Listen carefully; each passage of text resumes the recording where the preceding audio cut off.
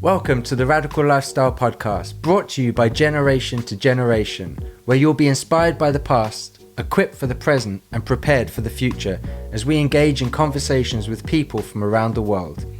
If you've been inspired by the guests that we've had on the podcast, please like, subscribe, comment, hit notification bells, whatever you can do on the platforms that you're listening on, so that more people have the opportunity of hearing these and engaging in our community.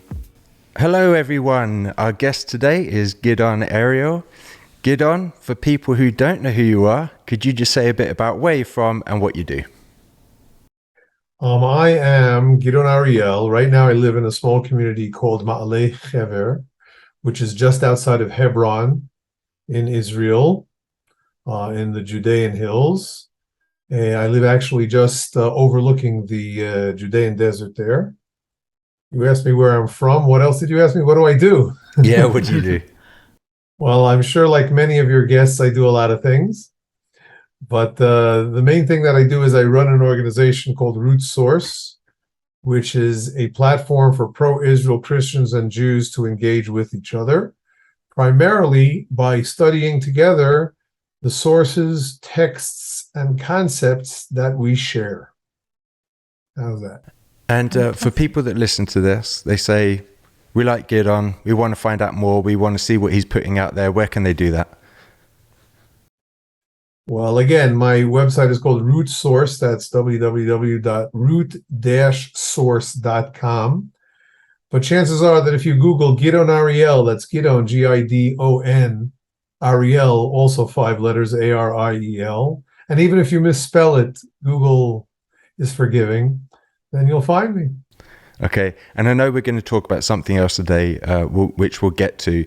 But for everyone listening, I will put those websites in the description box so that they're there ready for you to go and check out.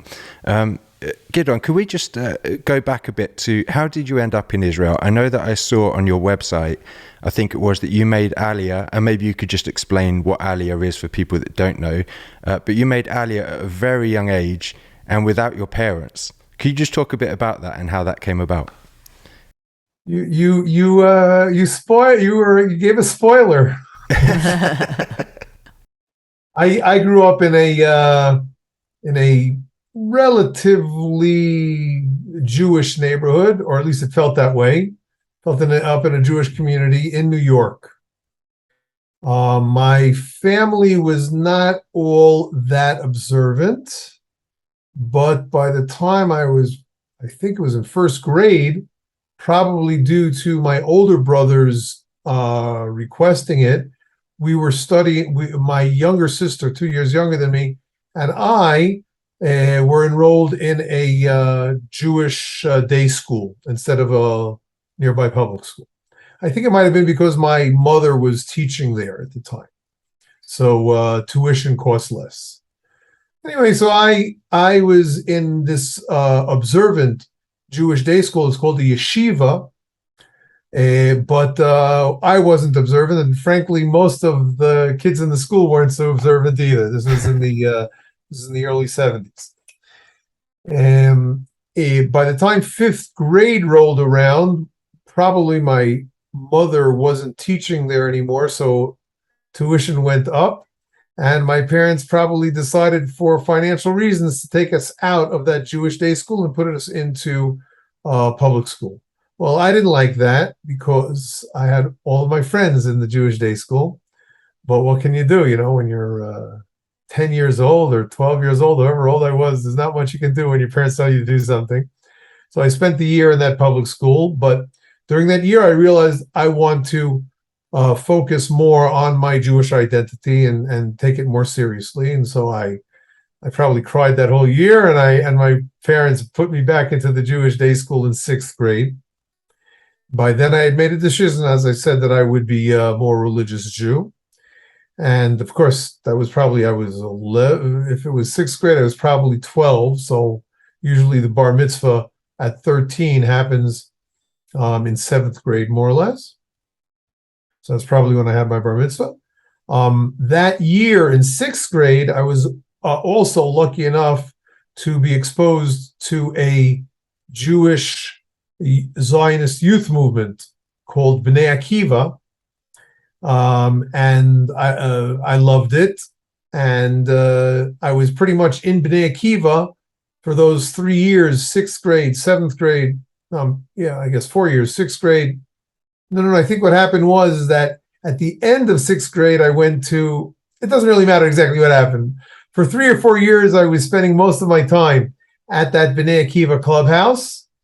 And by the time ninth grade came around, I was already in a Jewish high school, but it wasn't so good. And my parents and I decided that we'd have to decide where I would go for 10th grade. And my parents actually surprised me and asked me if I would like to go to Israel for 10th grade. So I jumped at the chance, and I've pretty much been here ever since. How was it for your parents then when you decided, do you know what, I'm going to move there? Well, according to my memory, and given this is a long time ago, it was my parents who offered that to me.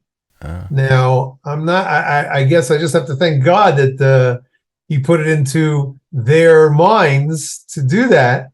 But you see, I'd been going to this Bnei Akiva summer camp for at least 3 years, or 2-3 years, something like that. And I loved it. And I said, I bet when I move to Israel, it's just going to be like that camp all year round. And that's pretty much what it was, and still is, I think. So when you went to Israel, then where did you go? Who did you stay with? I mean, what happened from that moment? So what happened is that my father was a Holocaust survivor from Hungary, and when he finished, what am I saying? When he survived the Holocaust, together with others of his friends, he incredibly, not so incredibly, but coincidentally, was also a member of this Bnei Akiva youth movement way back in the 40s in Hungary. Wow. So when the Holocaust was over, and again, the idea of Bnei Akiva was to move to Israel, it still is. So, and there were other things. They were very much into Torah, learning Torah. In those days, they were very much also into kibbutz. But in any case, he was a counselor. He was, I think, about 18 at the time, so maybe 16. And he went together with his campers or his counselees to Israel, made Aliyah from Bnei Akiva, and he ended up going to a yeshiva high school in Israel, where one of the teachers ended up being the principal of the high school that I ended up going to. Wow. In Israel. So when we decided that I would come to Israel, then my father naturally thought that I would go to the high school that he went to. But all of a sudden he saw that this old teacher of his was now the principal of the school that I would attend. The name of the school was Nativ Meir. And the rabbi, the principal of that school was Rabbi Aryeh Bina. And somehow my father found out that Rabbi Aryeh Bina, no, I think I know, it's because I was going to move to Israel through Aliyat HaNoar, through youth Aliyah. You asked me before, what is Aliyah? Aliyah means moving to Israel. So they still have this, but certainly in those days, and certainly in the time of my father, they had this thing called youth Aliyah, where they would help youth to make Aliyah. And so when we met with the representative of Youth Aliyah in New York, and we said I want to go to high school in Israel, he said, I got a perfect idea for you, Nativ Meir, and the principal of that school is coming to New York, and so you can interview with him then. So my father brought me there. I prepared for the interview by polishing up a little bit on my Hebrew. I didn't know much Hebrew then. A little bit of my Torah studies. I didn't know too much Torah either then. But by the time we came to the interview, my father said, Rabbi Bina, I know you remember me from way back when. I said, yeah. So the whole interview, he was schmoozing with my father, and I was just sitting there nodding and smiling. And at the end, he asked me a few questions or something. I said, "Don't worry about it. You're in." You mentioned that some of the work you do now is helping to facilitate conversations between the Jewish community, Christians. Now, Christians and Jews, we have a bit of a checkered past, even today. Have you always been open to those conversations? What has your attitude been towards Christians? And how did you end up at the point where you wanted to actually do this for a job? Excellent question. So when I moved to Israel again, I was in high school, and I was a pretty normative Israeli religious high school kid, except that it took me a few years to learn Hebrew. And then at the end of the high school, I went to the military. We had a program, we still have a program in Israel, since conscription is mandatory, then Israel tries its best, the IDF tries its best to make different frameworks for as many people as they can, so that more people will feel good in the army. So the framework that I went to is called the Hesder program. Hesder means an arrangement, and it's an arrangement that instead of spending 3 years for your mandatory service, we do 5 years. But instead of doing 3 years of active duty, we only do a year and a half. And the other 3.5 years were in yeshiva, and a more advanced yeshiva than the high school that I went to. And that was amazing. I would get up like at 6 o'clock in the morning. I would study God's Torah, God's Bible, and many other Jewish subjects from about 6 o'clock in the morning till about 10, 11, 12, 1 o'clock at night. It was just unbelievable. For about 6 years, I was there just drinking up God's word. It was incredible. But at one point during my service, I don't know if I was on a furlough from the yeshiva part or from the army part, it doesn't really matter. I was walking down the streets of Jerusalem and I saw a sign on a building across the street. So I crossed the street in order to read the sign, because that's my hobby, to read the street signs in Jerusalem. You can get a bachelor's degree in Jewish history just by reading the street signs in Jerusalem. Yeah. Anyway, this was not a street sign. It was the sign of an office, and it said it ICEJ. And ICEJ, I learned, stands for, or it was written underneath the acronym, ICEJ stands for International Christian Embassy Jerusalem. And I said, what the heck is this? Christian? I know what Christians are. They're the ones with that spotty history that you mentioned before, Andrew. Yet embassy means friendship. So the Christians are enemies, as we hadn't really been taught. I was never taught that Christians are my enemies, but it was clear that through the thousands of years of history, so many crusades, so many pogroms, it was just clear that even though if we met a Christian on the street, obviously most of the people in those days in New York, probably till this day, are actually Christians, or at least people who identify as Christians. They might not be your kind of Christians, but I wasn't afraid that they were going to bludgeon me just because I happened to be a Jew. Even though that happened, there was anti-Semitism. I was not the victim of too much anti-Semitism, or as much as I could. A little bit, once I went with my B'nai Akiva group to a weekend, and some Christian kids started throwing snowballs at us or something like that. It wasn't such a big deal, but in general, I got a liberal education from. I was brought up, loving other people, and so I didn't feel that my God, Christians are the enemy. But on the other hand, you did feel that a little bit after 2,000 years of such experience. And here was Christians saying, no, we want to be friends with you. So I took some brochures from the ICEJ, and I said, my gosh, what's going on here? These are Christians who really want to extend a hand of friendship to Jews and to Israel.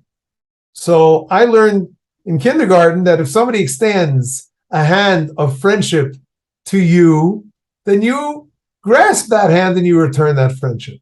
So little by little, I tried to learn a little bit more about Christians, specifically ministries in Jerusalem who were there to bless Israel and to make friends. So that's what I did for a few years until little by little I realized after a while I started working in high tech, in IT, but as a technical writer. But I said, you know what? What am I going to spend the rest of my life writing about how component A interacts with component B? That sounds like a little boring. I'd much rather spend my time focusing on this, what seemed to me to be a very important thing, that so many Christians, again, by far not all Christians, but millions of Christians are interested in establishing a relationship of friendship with Jews. And I would say dozens of Jews want to establish relationships with Christians. So it's a little bit lopsided and they need my help. Actually, on that, did you get any pushback from your Jewish friends, people that you knew, because of you wanting to extend out a hand on the conversation? I at some point I learned that it's wise to talk about things that your interlocutor, the person that you're having a conversation with, wants to talk about, and refrain from talking about the things that they don't want to talk about. Imagine that. In other words, I want to stay friendly with people and not open up a new front of war or battle or something like that. So I didn't talk to my Jewish friends too much about that. When I was living in that time in Ma'ale Adumim, not just outside of Jerusalem, and my very good friends who would kid me from time to time heard about it, and they would kid me about it maybe, but it wasn't like they say, "Oh my gosh, Gidon, you're daring to engage with Christians. What? First of all, are you becoming a Christian yourself? And second of all, what are you, crazy? All those Christians hate us." They didn't say that. They just said, Gidon, you just want to, I don't know, remember what they joked about, but they joked about everything with me. So, but when I moved, I'll fast forward a little bit to where I live today. It's a much more Jewish religious community, and they're much more not careful, but they're more worried, let's say, about Christians, and they're more worried. What does that mean? You can be a friend with it. So I don't talk about it too much. My friends here, by now they probably know that I do this, but when I first moved here, they asked me, what do I do? I said, I work on the internet. I said, okay, that's enough for us. Well, Ariel, Gidon, what should they worry about? That's a great question. One that I've spent time lecturing in Hebrew to other Israelis, to Jewish Israelis, of course, because I think that as much as my life's passion and goal is to bring Jewish knowledge, Jewish wisdom, and Jews, really, for a relationship to Christians, it's important to me to find more Jews to come into this sphere of engaging with Christians. But it's tough because Jews and Christians, as Andrew hinted before, have a very long history of animosity. In the old days, I'm not going to spend our time now going through an entire history lesson of all that time, but I think that what Jews are most concerned with, worried about, and uncomfortable with are two things. It's the violent history that Christians have towards Jews. I will mention that at the very beginning of Christianity, it was the Jews against the Christians. The Christians were on the receiving end, maybe not of violence, but certainly, and probably also violence, but certainly of animosity, because when Christianity started, of course, it was a Jewish sect. There were many sects of Judaism at that time, about 2,000 years ago. And if I can say, mainstream Judaism at the time, which is a little hard to say, because like I said, there were so many different sects, the Pharisees, the Sadducees, all that kind of stuff.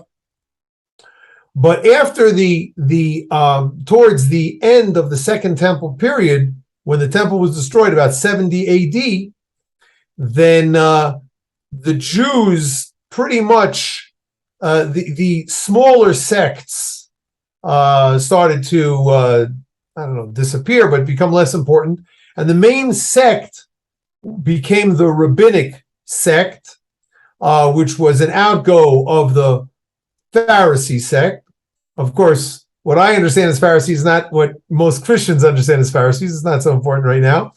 But these Jesus-following Jews were just another aberrant. Is that the right word? In other words, they were not the normative Jews, and so the normative Jews were saying, "Guys, get with the program. Stop it with this Jesus stuff." But after a few hundred years, then Constantine decided to turn the entire Roman Empire Christian, and of course before that, the Jewish Christians, the original Christians, decided, we should try to expand this and not just be a Jewish sect, but let's try to be a Gentile religion as well. And so that's what they did. During those years, the mainstream Jews were still not too happy about Christians of any kind. They probably cared less about the Gentile Christians, which at some point there were practically no Jewish Christians left. It was exclusively a Gentile religion. But they remembered that, hey, you know what? Those mainstream Jews, they didn't like us. Now's our chance to be against them. So I would say that for 100 or 200 years, both the Jews and the Gentile Christians, again, academics would say that I'm painting this with too wide a brush, but run with me for now. Gentile Christians from about 150 AD till about 300 AD, and you had the exiled Jewish Jews, the mainstream Jews, rabbinic Jews, who were also trying to manage against the Roman Empire. The Romans, of course, hated the Jews. We revolted against them in about 150 AD, and they succeeded in bashing our revolt, and they spread us all over the place and didn't give us too much love. And the Christians, one way or another, also weren't doing too good, because the Roman Empire was a pagan one, until Constantine came around and said, I want my entire empire to convert to Christianity. So that was great. And since then, Christianity has been on top. And they remembered, one way or another, how bad the Jews had treated them. Or maybe it wasn't a question of memory, it was just a question of good old-fashioned anti-Semitism, or whatever reason it was. Anyway, the Christians were anti-Semitic towards us when they were the major religion. And that's the reason why we don't like it. And of course, you had some of the other things like the Crusades, where Christians slaughtered Jews all the way to on their way towards the Holy Land, and in the Holy Land as well. And throughout European history, most of European history Europe was Christian, and they kept on running pogroms against Jews all those years. So anti-Semitic and anti-Semitism, including extremely violent anti-Semitism, is a very strong Jewish memory towards Christians. But then you had part of the possibly a reason for that anti-Semitism. And that is the refusal of Jews, in the main part, to convert to Christianity. So at first, at least this is the way I tell my story, I'm sticking to it, Christians said, come on, be Christian, come convert, accept Jesus, everything's great. With love, we love you. But when we didn't want to do that, they said, you don't want to do it, then now we'll show you. We showed you the heart, now we'll show you the sword. And for example, Martin Luther, he at first said, oh, let's love the Jews. Through our love, they will surely understand that they must accept Christ. But after a few decades that it wasn't working, he became one of the worst anti-Semites in Christian history. And he was some of his writings became the basis for Nazi Germany. I bet that you've discussed this in the past on your podcast. Yeah. So there you go. When our choice is either to be violently, anti-Semitically hit by Christians, or to try to change us from Jews, which we want to do somehow, to Christians, which we thank you very much, no thanks, but you keep on doing. So that's it. Between violent anti-Semitism and not forced conversion, but get the point. We're not interested. That's something that Christians have difficulty accepting, some Christians, and something that the Jews aren't going to give up. Now, there are plenty of Jews who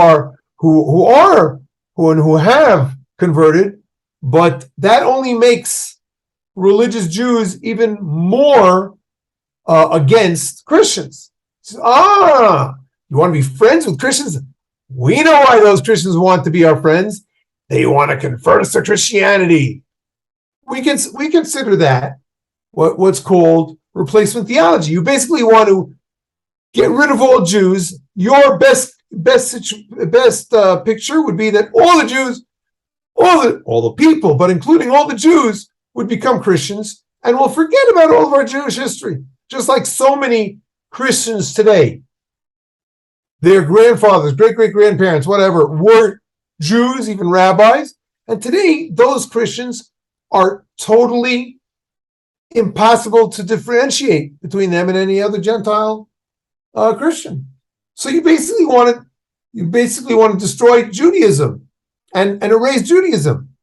They say, and people say, yeah, because God replaced the Jewish people with the Christian people. That's called replacement theology. And obviously Jews barely even know that phrase, but they obviously say, what are you talking about? You're basically saying, I want to replace you, Gidon. You're now married to Deborah. One night will come, we'll replace you with Gregory, and that'll be the best thing. What are you talking about? I'm married to my wife, not some Gregory. So the Jews don't even, but Jews understand that you want to change us. And many Christians also, and I'm guessing you also, are familiar with replacement theology and recognize that that's the worst kind of anti-Semitism. Because we basically want to obliviate, if that's a good word, Judaism and Jews. In other words, if a Jew stops being a Jew, then that Jew has disappeared. He's now not a Jew. So the Jew who was a Jew is not there anymore.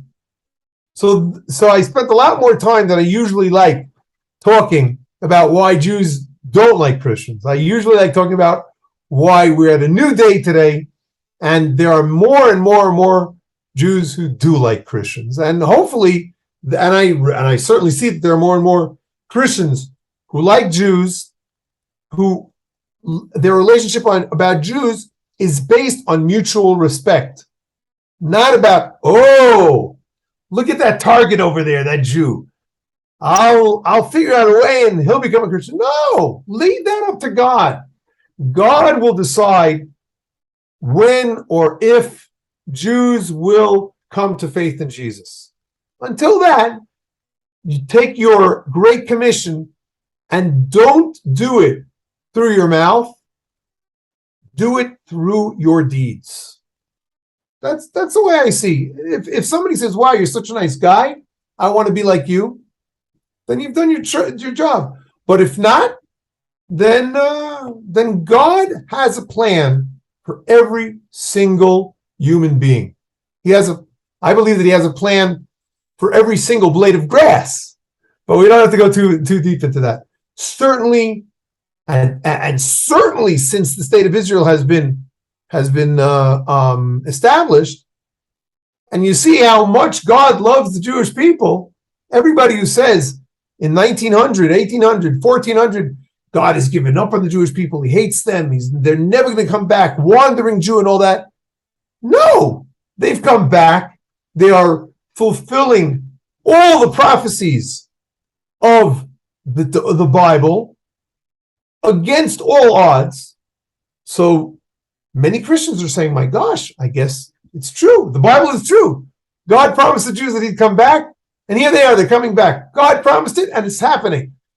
That is, for many of my Christian friends, this is strengthening their faith. Because they say that if God promised the Jews that they would come back, and He fulfilled His promise, well, God promised me that I would be saved. And I can believe that because He is a God, He is a promise-fulfilling God. That is some of the stuff that I've learned on the way. That is really powerful. I just want to highlight one thing you said, and we don't have to go into it more, but you said the replacement theology is the worst type of anti-Semitism, and for people listening, I just want to highlight that that phrase. Yeah, and we could talk for hours about lots of points that you've brought up, and people listening will have various understandings of the different things that you've just said. But those are for us to discuss in future podcasts that we do together, and we can dive into some of those in more detail. You know, we've mentioned the Holocaust and the history between Jews and Christians, and how even Martin Luther's teachings were of inspiration to Hitler.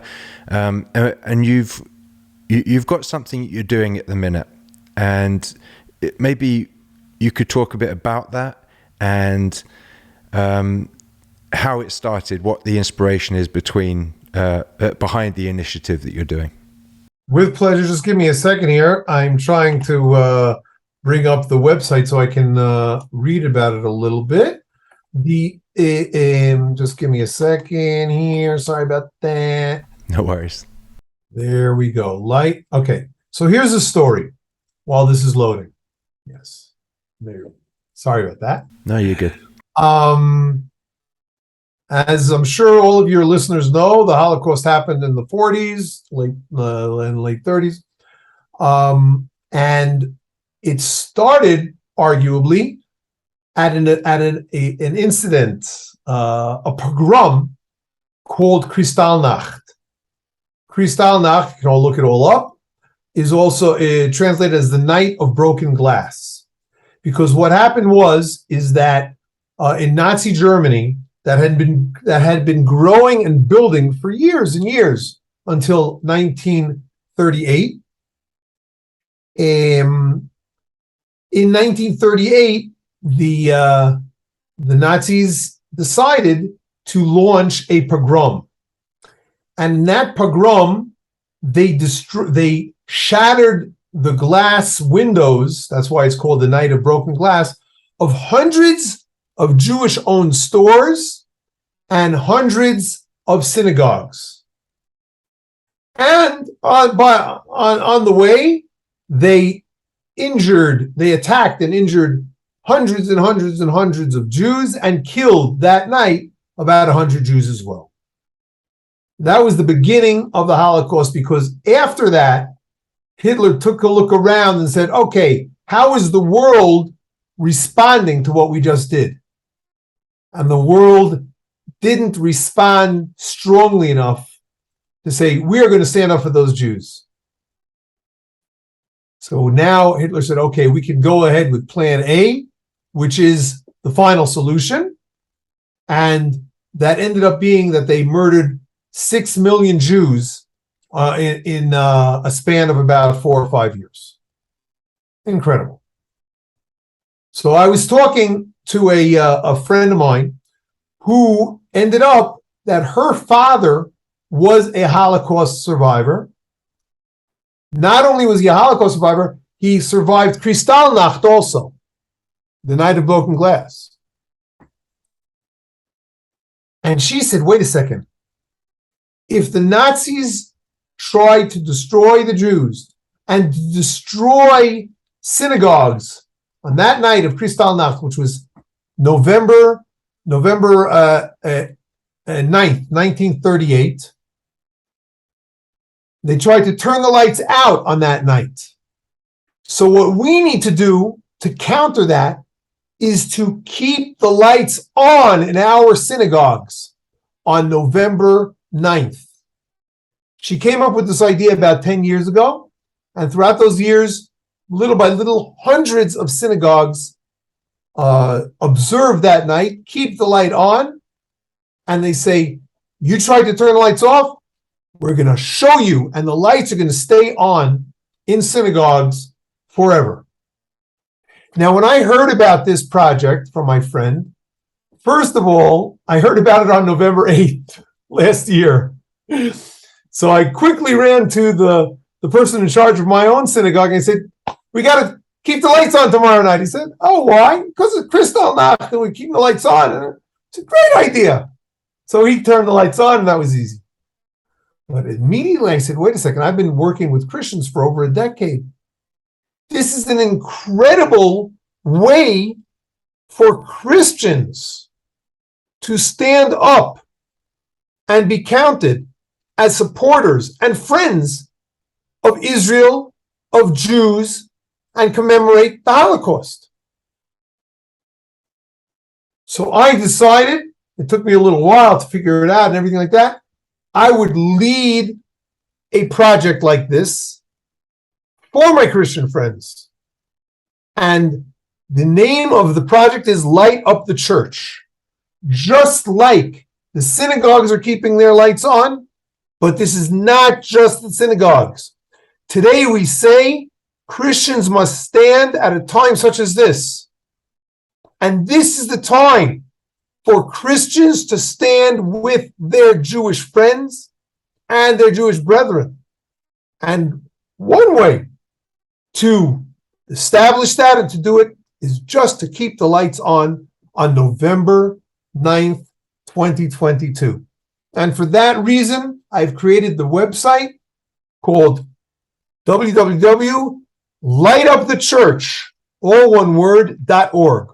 Lightupthechurch.org. That is a place where Christians who recognize how important this idea is, they can go, they can sign up, it's all free, and they send in a picture of their church when the lights are off at night or during the day.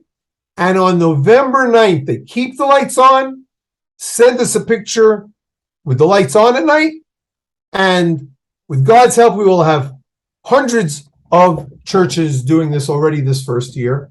And next year, maybe thousands. So that is the plan. Yeah.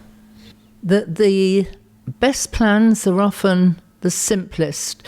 And I would challenge people from churches, Christians from churches, that with a simple thing like not turning the lights off for a night, you can make a big impact. I would also throw this challenge out, and this isn't Gidon doing it, it's us doing it. If you are not willing... Say it.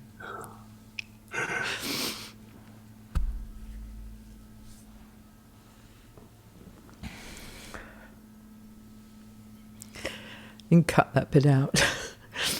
And I would challenge Christians, churches, that if you are not willing to leave lights on for one night, to ask yourself why. I believe this isn't just standing with the Jewish people on this one night, but I think for many who hear this simple request, it can be a defining moment where you have to decide, I'm willing to leave my light on, or I'm not willing to leave my light on. And I think it is going to cause people to think, where am I standing? Yeah, I mean, we often see all over social media things like never again, hashtag never again, and things like that, and which is great, put those out there. But, where's the action which is with those words when we put things like that on social media? And, we know friends, I know for us, we have done things, we have acted in a way to stand with Jewish people and paid a price for doing that. And maybe there's people listening, they say, well, I don't know what to do, what action can I take? Well, here is a small action, a first step that you can take, which is being proactive in showing your support in wanting to stand alongside the Jewish community. So this is a really good opportunity for people to get involved, start taking your first step of action in being proactive in standing alongside our Jewish friends, brothers, sisters, all over the world. And if you're listening and you're saying, yes, sure, I'm totally on board, don't let it finish then. Pass this on to other people to other churches I think, so don't let's be complacent. Sure, we can do it. No, get other people on board doing it. And I repeat again, from our perspective, this isn't just about turning the light on for one night. This is about people making a decision, taking a step, because there is no such new thing as neutrality in the eyes of God. Yeah, and why stop at just the churches? Light the churches up. Yeah. But you have home groups, people that meet in people's houses, light your houses up. Even just your own family, could put your home's lights on during that night. Don't just think, well, this is a church thing. No, we believe we are the church. The church isn't a building, it's not a structure. We, the people, are the church. And so wherever you are, whether it's your church building, the structure, or your home where you live, you can all be a part of this initiative. How about this? I was also thinking of organizations like a YMCA or something like that. But I just now realized, since we said that not only synagogues were destroyed on Kristallnacht, but also Jewish businesses. If you are a business owner, then how about you keep your lights on that night as well? Yeah. Stand for your principles. Yeah. Yeah. Yeah, I really like it. I just want to say a bit more about what I started to say, that you cannot say, I'm neutral. There is no such thing as neutrality.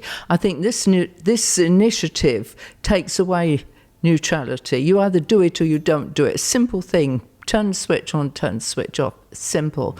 But neutrality always sides with the abuser. There isn't a neutrality. So I don't want anybody listening to think, well, we're just neutral. No, you're not. There is no such thing as neutrality. You can't say, I'm not, because you need to know that if you're neutral, you're siding with the abuser. And I want to go back to this initiative again, which we believe, and why we are throwing out the weight of who we are, however little that is, and our organisation behind it, because we think it is a defining moment where you decide, turn the light on, or I don't turn the light on. So it is bigger, I believe, Gidon, than just that one night. Thank you very much, Daphne. I would also like to say that the Kirks here are our Root Source's first partner. And there's no way that I would be able to do this if I were just some Jew in Israel asking Christians to do something with their church. And says, who are you? But the fact that Christian leaders are stepping on board and appealing to their followers, that is the only way this is going to happen. So I'm very grateful to you. And for all of you listeners out there, besides your own church that you can sign up, or your own home that you can sign up, or your business that you can sign up, or your Christian organization, whatever it would be, if you are or are very close to a leader, a Christian leader who has a big circle of influence, just like the Kirks, then please, by all means, reach out to me, and I will engage with them and help them to be a partner in this project as well. I would love for there to be 2 dozen Christian thought leaders who will who will do, if you will, the marketing for this project, that I wouldn't have to do it as much as I obviously have to do, because I'm the only one doing it right now. But much of that marketing that I, as a religious Jew in Israel, will do will be a little bit of, I wouldn't say neutrality, but just spinning my wheels. I really need you as a Christian leader to step up on board and to partner with lightupthechurch.org. And before you wind up, Andrew, I just want to say, if you're listening and you're not a Christian, not a Jew, you can still light up your home and light up your organisation. This isn't exclusive to Christians and Jews. This is open to anyone. So if you're listening, you go to Light Up the Church. But hey, we're just grateful that you come on and you will light up where you are. Yeah. Gidon, thank you so much. It's been really good to initially hear some of your story and some of your heart. I think it really helps as well for people that then hear about the initiative to see where it is that Gidon's coming from. Why is he motivated to do something like this? And really helps to then encourage people to come alongside you and what you're doing. So thank you so much for taking the time to talk to us. Yeah, thank you, Gidon. And thank you so much for taking the time to talk to me. And I'm looking forward to coming back on your podcast, sir. Yeah, definitely. Thank you for listening to this episode. Remember, if it inspired you, share it with others so we can see more people engaged in this community.